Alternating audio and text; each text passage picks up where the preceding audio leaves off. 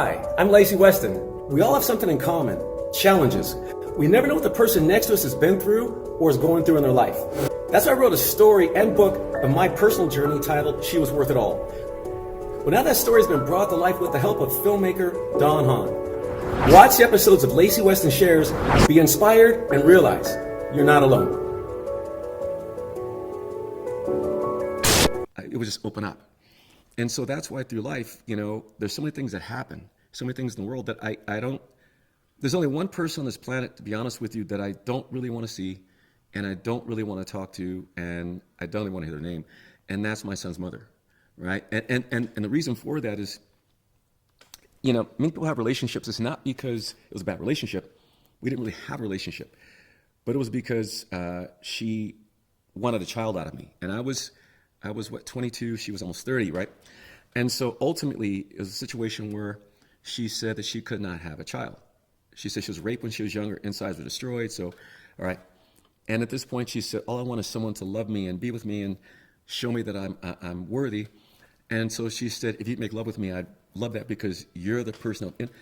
And so we spoke this for like 2 or 3 hours, and finally, we did.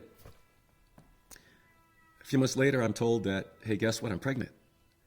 And I said, okay, look, we'll take care of this. And I said, the best thing for us to do is move in together. We'll take care of our child together.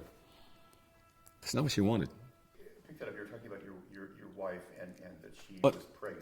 Girl, not really wife. It was. We planned to get together for New Year's Eve. That's how this whole started, right? I actually didn't want to get together at New Year's Eve. It was a friend of mine, Mike Kruger. He was an actor. He said, Lacy, this woman's asked us several times, why don't you just go? I said, I don't want to go out with her. She's not my type. I don't want to go.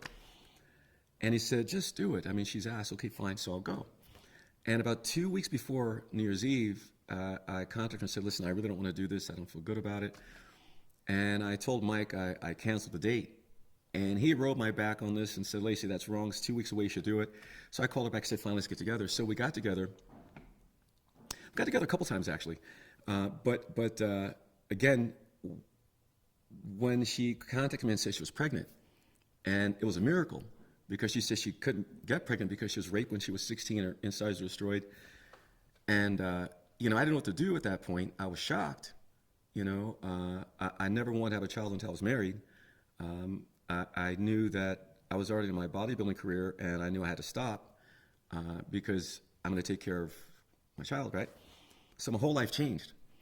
But that's not what she wanted. What she wanted, so today, everyone's life is different. Back then, when you heard about someone being lesbian or gay, it was like, oh, taboo. But she was bisexual, right? And so she didn't want me, she wanted a child. She wanted me out of her life.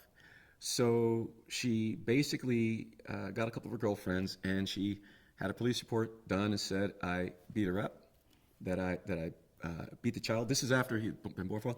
Beat the child, I beat the dog. And so I'm in court. I hear it. Let's pause just for a second, and I'll email Spawn just if you're cold. Yeah, please, let's take 5. Yeah, drink. It's great, Lacy, really good. Yeah, right. Yeah, I wish I had met him.